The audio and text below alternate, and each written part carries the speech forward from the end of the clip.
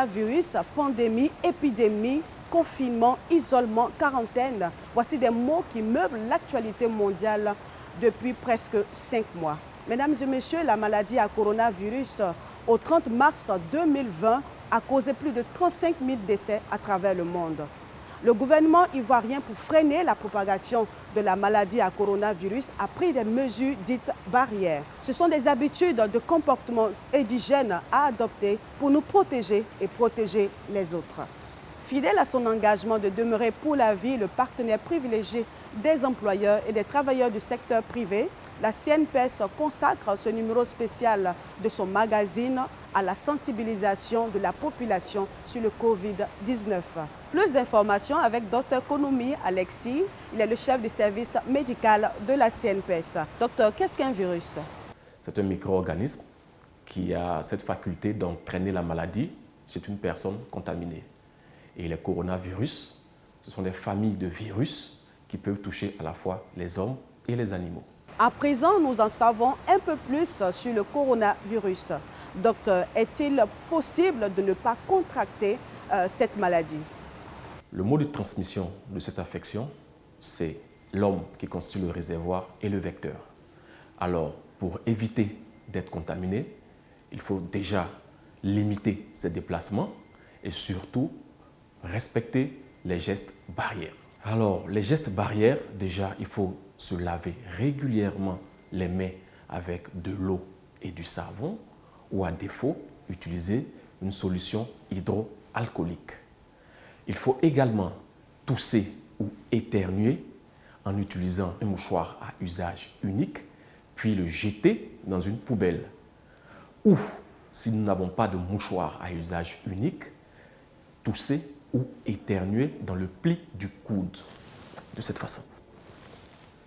Docteur, dites-nous, pouvons-nous empêcher la propagation du coronavirus? Il faut véritablement respecter les directives qui ont été indiquées par le ministère de la Santé et de l'Hygiène publique. Entre autres, les gestes barrières individuels, à savoir, comme je l'ai dit tantôt, se laver régulièrement les mains, tousser ou éternuer en utilisant un mouchoir, puis le jeter dans une poubelle, ou le faire dans le pli du coude. Lorsqu'on présente des signes tels que le rhume, la toux, les éternuements, de mal de tête, il faut, quand on n'a pas été en contact avec des sujets, des cas suspects, il faut mettre un masque et se rendre dans le centre de santé le plus proche. Si on a été en contact avec un cas suspect, à ce moment-là, il faut rester à la maison, chez soi, et appeler l'un des numéros verts indiqués par le ministère. Voilà, quelques mesures déjà au niveau individuel. Les mesures sociales, il faut respecter une distance de 1 mètre lorsque on se retrouve dans un endroit avec d'autres personnes. Il faut également éviter les rassemblements de plus de 50 personnes et enfin limiter ces déplacements. La CNPS étant au cœur de la prévoyance sociale ne pouvait être en marge de cette vague sensibilisatrice. Ainsi, afin de barrer la route à la propagation du Covid-19, la CNPS a pris des mesures idoines en harmonie avec les consignes gouvernementales. Les partenaires sociaux et les agents de la CNPS dans toutes les agences de l'institution bénéficient de dispositifs d'hygiène spécifiques afin de mettre fin au Covid-19 en Côte d'Ivoire. Alors, docteur, quelles sont les mesures prises par la CNPS? En tant que médecin du travail de notre institution, nous avons pris au niveau administratif, bien entendu avec l'accord de la direction générale, quelques mesures. Il faut dire déjà que des dispositions ont été prises en interne afin que tous les postes de travail se situent à 1 mètre les uns des autres. À côté de cela, des mesures ont été prises à nos différentes entrées principales afin que tous ceux qui viennent passent d'abord par le contrôle de la température et tous ceux qui ont des températures élevées, à savoir 38 et plus, n'auront pas accès à nos structures.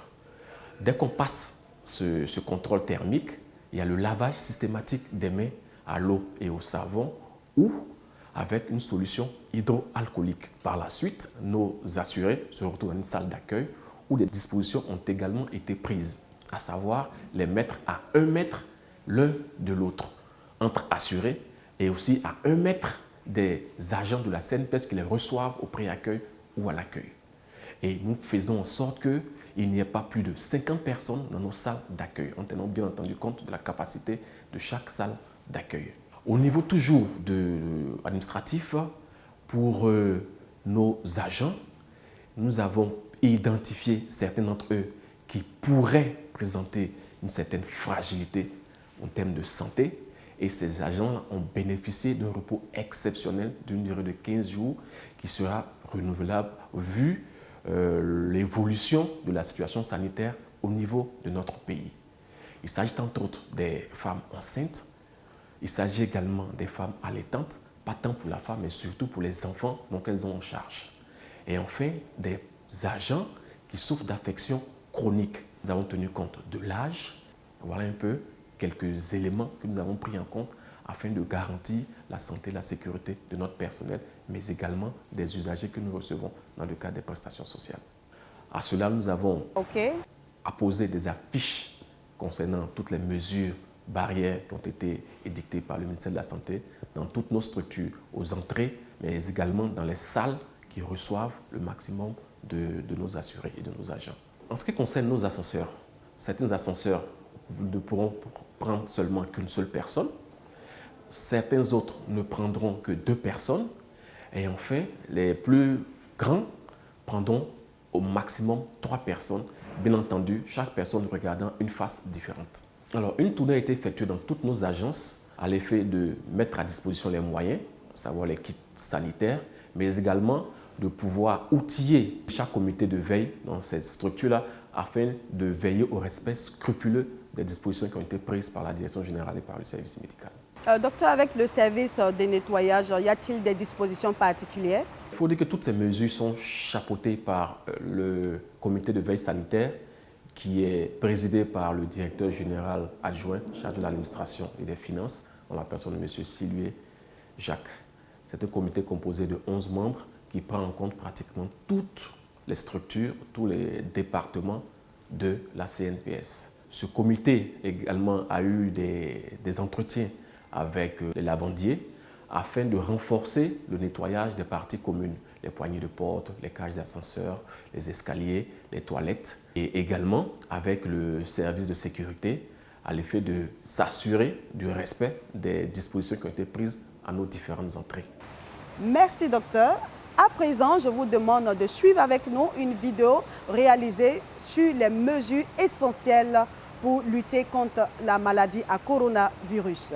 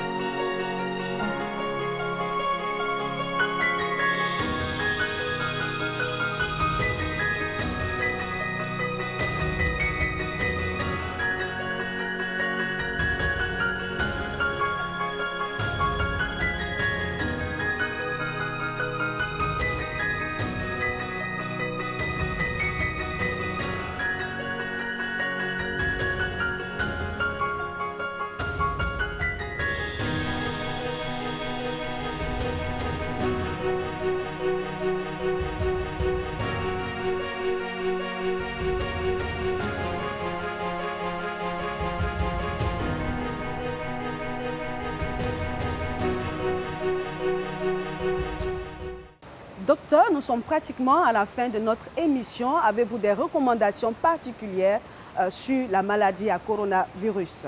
Je vais conclure en parlant de la gravité de cette affection qui est hautement contagieuse.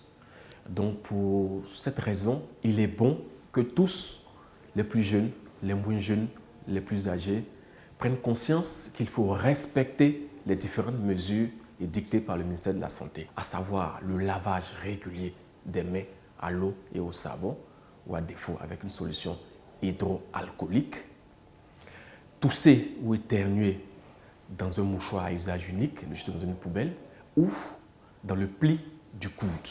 Respecter la distance de 1 mètre partout où nous nous trouvons, éviter les grands rassemblements, Et surtout également, lorsqu'on présente des signes tels que le rhume, la toux, les éternuements et tout, si nous n'avons pas été en contact avec un cas suspect, porter un masque pour protéger son entourage et se rendre automatiquement dans un service de santé. Si on a été en contact avec un cas suspect, quand on parle de cas suspect, quelqu'un qui est venu d'un pays où il y avait une grande quantité de personnes infectées ou qui a été en contact avec quelqu'un qui a été déclaré suspect par le ministère de la Santé, il est bon de rester chez soi et d'informer le ministère à travers les numéros verts, le 101, le 119, le 125 et le 143. C'est l'homme qui est le vecteur de la maladie, raison pour laquelle on vous demande de limiter vos déplacements.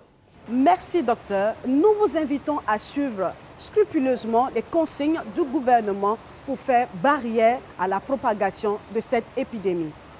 Par ailleurs, la Direction générale de la CNPS informe ses partenaires sociaux qu'en raison des mesures sanitaires prises par le gouvernement, ses horaires de travail ont été réaménagés.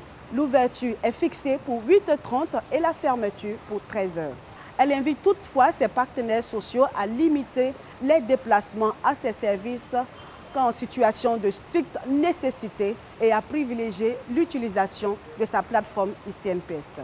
Autre précision de la Direction générale à l'endroit des employeurs, il s'agit de la date de dépôt de la DISA 2019, initialement prévue pour le 31 mars 2020 et reportée au 31 juin 2020.